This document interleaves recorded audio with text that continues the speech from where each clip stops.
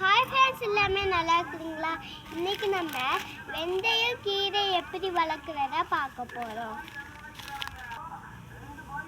அதுக்கு ஈரமண் இவ்வளோ எடுத்து தனியாக எடுத்து வச்சுக்கலாம். நாங்கள் இது மாதிரி ஒரு தொட்டி கட்டி வச்சுருக்கோம். அதுக்குள்ளே தான் வெந்தயக்கீரை இப்போ வளர்க்க போகிறோம். வெந்தயம் இவ்வளோ இருந்தால் போதும். தண்ணி எடுத்துட்டு வந்து இந்த தொட்டியை தான் ஈரம் பண்ணி வச்சுருக்கோம். இப்போ வெந்தயத்தை எல்லாம் போட்டுக்கலாம்.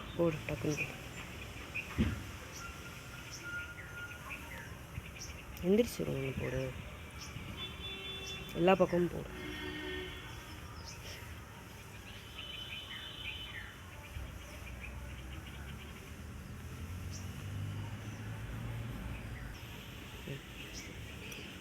எல்லா வெந்தயத்தையும் போட்டாச்சு. எங்கள் வீட்டில் இருக்க ஒரு துணியை எடுத்து நல்லா சேர்ந்து போட்டுக்கலாம்.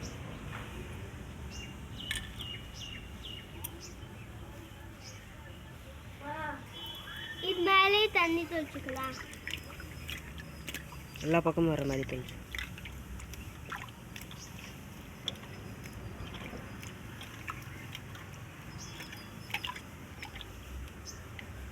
மண்ணு போடணும். சாரி, நாங்கள் வெந்தயத்து மேலே மண்ணு போட மாட்டோம். இப்போ மண்ணு போட்டுக்கலாம்.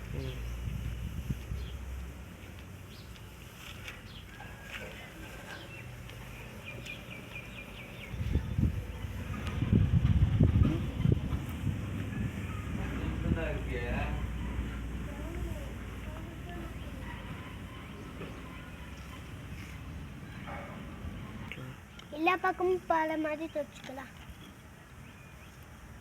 தண்ணி எல்லா பக்கமும் வர மாதிரி தொச்சுக்கலாம். இந்த தொட்டி மேலே இந்த மேட்டை எடுத்து போட்டுக்கலாம். வெயில் அதிகமாக இருக்குல்ல, அதனால போட்டுக்கலாம். இதை போட்டோன்னே வெயில் அதிகமாக இந்த மாதிரி படாது.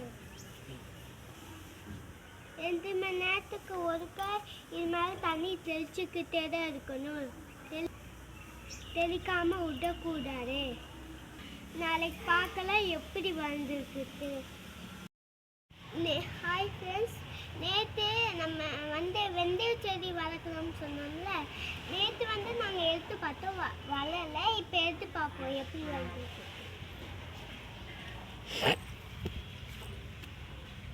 வா, அழகா வந்துடுச்சு. வெள்ளை வெள்ளையா குட்டி குட்டியா அழகா வந்துருக்குது. பார்த்தீங்களா? இதே மாதிரி பிஞ்சு போயிடும்.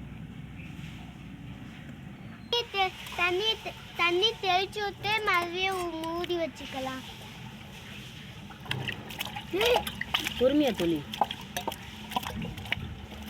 போதும் போதும் போதும் போதும் போதும்.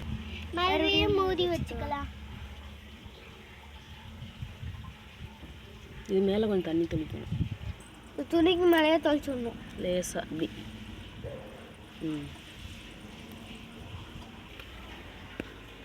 மறுபடியும் இதே மாதிரியே மூடி வச்சுக்கலாம். இனி நாளைக்கு பார்க்கலாம் எப்படி வந்துருக்குது.